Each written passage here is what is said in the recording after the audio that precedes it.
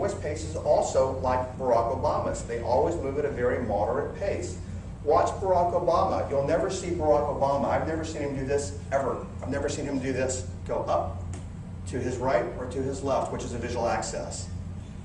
Now, I know you probably never thought about that, but if you watch him, his eyes go side to side, which is auditory accessing. Nixon was the same way. That's why they called him in class, they called him shifty eyes. But actually what he was doing is he was accessing auditorily, he was auditorily constructing and auditorily remembering. Okay? So it's important to know what system people are in, 1 second, because if they're in one system and you're selling in another, it's a complete mismatch unconsciously. And that sounds so simple and so fundamental, yet that's one of the most powerful things that I could share with you today. Yes? Is there any statistics as to percentages of people one way or the other? 65% are predominantly visual, 25% are predominantly auditory, and the rest are predominantly kinesthetic. Slow. Kinesthetic. Okay? Yes? When somebody's making a serious financial decision, like whether it's buying stocks or a house or anything like that, is the same thing apply? Always, because it's unconscious. No one ever gets out of bed and says, you know, how am I going to process today? I was visual yesterday, but I think I'm going to be kinesthetic today. No, it completely, and we're born, that's hardwired. That's one thing that cannot be changed in the personality or in the neurology. We run all the systems, yet people have a predominant system. They're predominantly auditory, predominantly visual, or predominantly kinesthetic. If you do not sell in that system, you lose them. Give you 1 second. I'll give you an example. Christy, let's say that we're in the sales process, okay? And we're talking, or Nina. And I moved at pretty much a snail's pace. And now I'm going to go do something else. I've already lost them. If they were prospects or clients, I already lost them in the sales process. That's why it is so vital. Question over here. Yes? At what time, if there is a time, is this most important? Every day, all the time. Think about that. You're constantly attempting to persuade and influence people, right? That's what we do for a living. That's the only thing you're ever going to be paid for. Because I think of the people that I have, for instance, working with right now, and they have come to me. They didn't know me before. They have come and we're working together. I never did anything other than what I do. And why did they choose me? Is my question.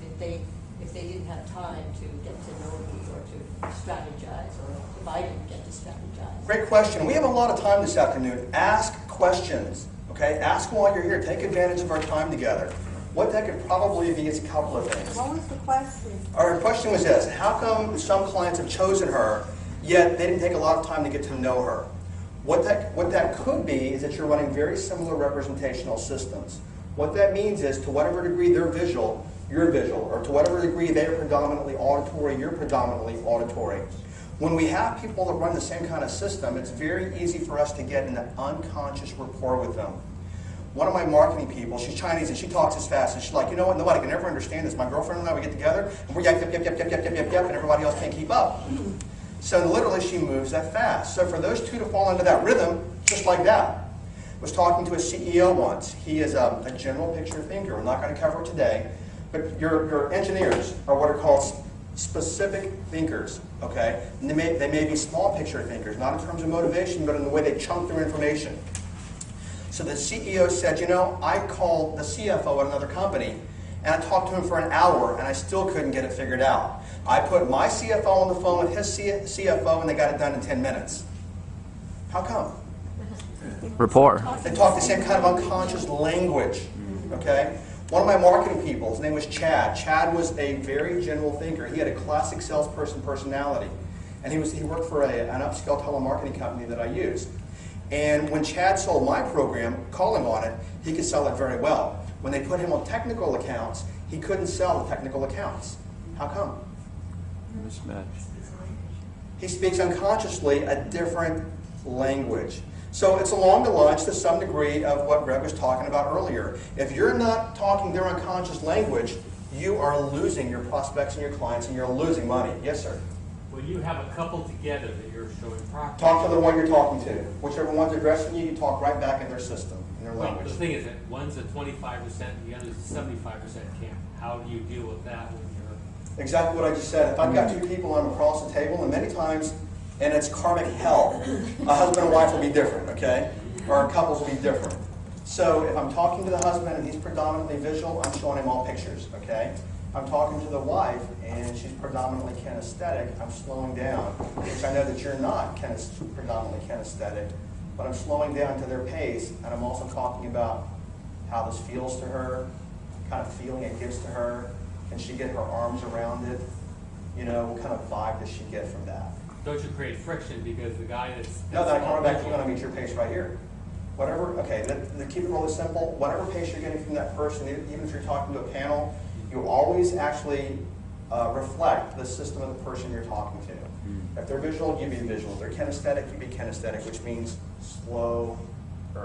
Question over When you're here. on the phone with them, you listen to how fast they're speaking or how slow they're speaking. Well, the first thing I'm going to do is actually meet your voice pace if I were talking to you on the phone, okay?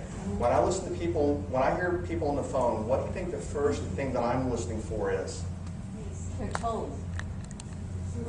Energy, tone. Tone and what speed they're moving. Because what speed they're moving will tell me, and this really isn't part of the presentation, but I did invite questions and we'll move on.